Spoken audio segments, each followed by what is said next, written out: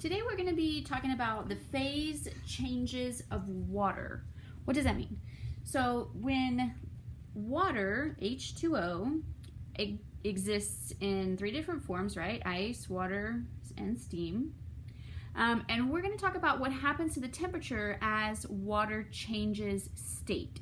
So it's always H2O, it's just in different forms, the solid form, the liquid form, and the gas form. So we're just going to talk about what this graph is saying to us.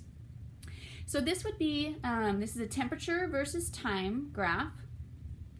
So as time goes on here in minutes, we're starting with our substance in ice form, and over time it's going to melt into water, and then it's going to vaporize into steam as time passes.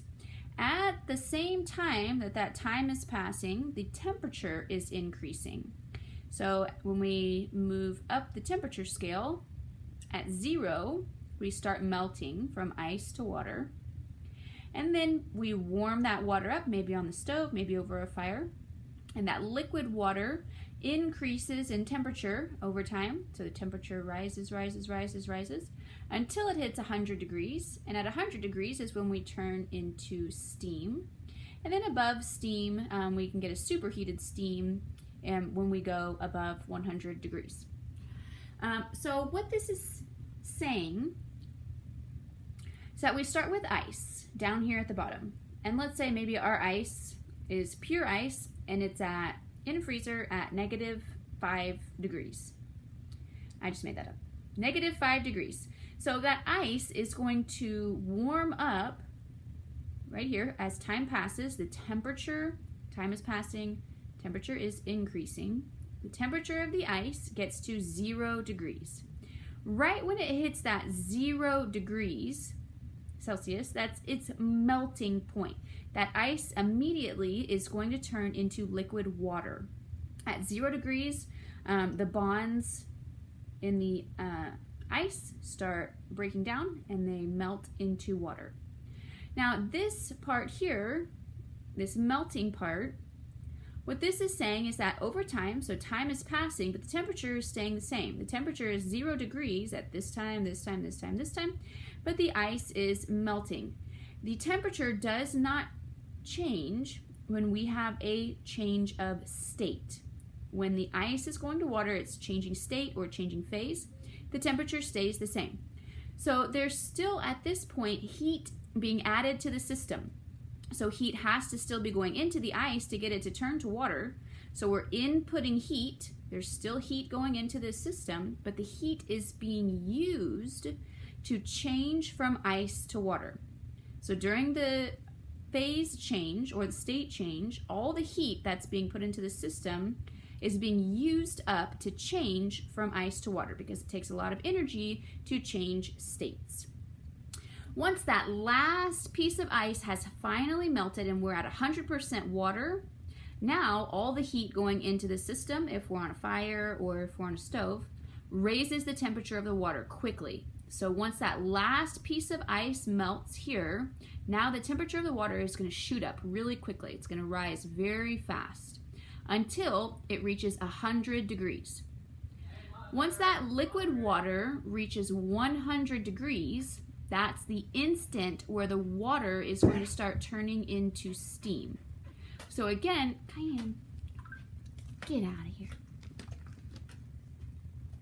Sorry, that's my dog. So at 100 degrees, that water is instantly going to start turning into steam. We call this vaporization. We're turning into a vapor. This is another phase change or a state change. So during this time, we're still putting heat into the system. We're inputting heat into the system, but that heat is not being used to raise the temperature, staying at 100. It's being used to change the substance from water to steam. It takes a lot of energy to change states. To go to a higher state, you have to put in a lot of energy. And so all the energy that's being input is being used to change to a higher state. Now, once that last drop of water has evaporated into steam, that instant is when the steam is going to start increasing in temperature again. The heat will be being used to increase the temperature again. Okay, so we can read the graph, and what we're going to do tomorrow is we're going to start calculating the heat at these different places. So here's your two equations for heat. The blue equation here, Q equals mCp delta T. We use that equation when the temperature is changing.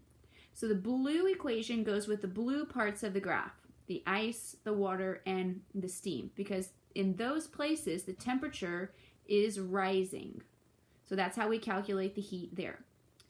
Here in this part of the graph, the red parts, the melting and vaporization part of the graphs, the temperature's not changing, but there's still heat in the system.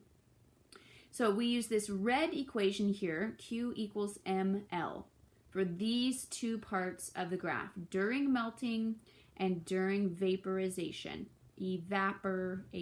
Vaporization. Okay, so I'm just going to go over what all of these variables mean here on this variables list. Your Q on both of these represents your heat energy, so how much heat is in the system. M is for mass, the mass of your substance, in this case it's water. CP, this stands for specific heat. And CP, specific heat, depends on the substance.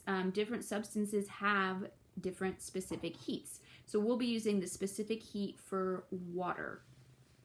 Delta T, we know, is the change in temperature, not the change in time, change in temperature. And we know delta means final minus initial. And L stands for latent heat.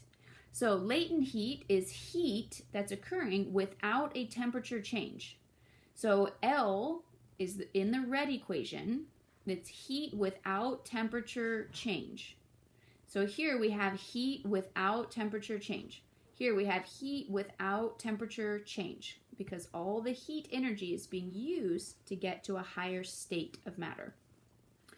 Okay, tomorrow we're going to be calculating this. I'll show you how to do all the math on this, and we'll have a few practice problems for this.